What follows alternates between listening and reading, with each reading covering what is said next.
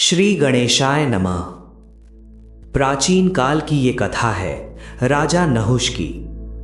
महाभारत के युद्ध से पहले पांडवों ने अनेक राजाओं को सहायता के लिए संदेश भेजे। इन्हीं में मद्र देश के राजा शल्य भी थे। वे महान पराक्रमी थे और नकुल तथा सहदेव के मामा भी। राजा शल्य पांडवों की सहायता के लिए अपनी विशाल सेना लेकर निकले, किंतु मार्ग में दुर्योधन ने कपट से उनका स्वागत किया, सेवा की, मीठी मीठी बातें की और राजा शल्य को अपने वचन में बांध लिया। जब विराट नगर के समीप राजा शल्य की भेंट धर्मराज युधिष्ठिर से हुई तो उन्हें अपने किए पर गहरा पश्चाताप हुआ, किंतु क्षत्रिय धर्म के कारण वे दिया हुआ वचन तोड़ नहीं सकते थे। तब राजा शल्य ने कहा, धर्मराज, युद्ध में सहायता तो नहीं कर सकता, परंतु इसके अतिरिक्त तुम मुझसे जो चाहो मांग लो। युधिष्ठिर ने विनम्रता से कहा, मामा जी, जब युद्ध में कर्ण और अर्जुन आमने सामने हो तब आप कर्ण का उत्साह निरंतर कम करते रहिए। राजा शल्य ने यह स्वीकार किया और आशीर्वाद देते हुए बोले, धर्मराज, विजय तुम्हारी ही होगी।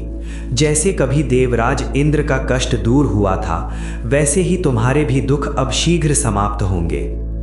युधिष्ठिर ने पूछा, तात, इंद्र को कैसा कष्ट हुआ था? तब राजा शल्य ने राजा नहुष की कथा सुनाई। बहुत प्राचीन समय की बात है। त्वष्टा नाम के एक प्रजापति थे। उनके त्रिशिरा नाम के पुत्र थे, जिनके 3 सिर थे और जो महान तपस्वी थे। उनके तेज और तप से भयभीत होकर देवराज इंद्र ने उनका वध कर दिया। इस पाप के कारण इंद्र को ब्रह्म हत्या का दोष लगा और वे स्वर्ग छोड़कर अज्ञात स्थान में जा छिपे।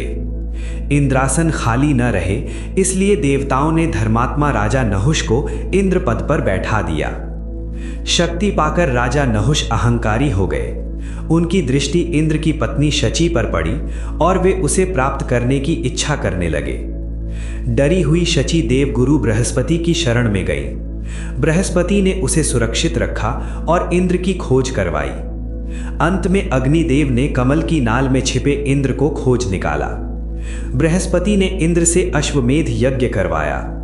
यज्ञ के फलस्वरूप ब्रह्म हत्या का दोष 4 भागों में बट गया। वृक्षों में गोंद बना, नदियों में फेन बना, पृथ्वी में पर्वत बने और स्त्रियों में रजस्वला धर्म उत्पन्न हुआ। दोष से मुक्त होकर इंद्र पुनः शक्तिशाली हुए, परंतु इंद्रासन पर अब भी राजा नहुष बैठे थे।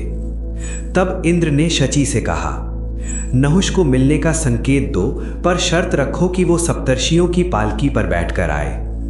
अहंकार में डूबा राजा नहुष सप्तर्षियों की पालकी पर बैठ गया। धीरे चलने पर उसने क्रोध में अगस्त्य मुनि को लात मार दी।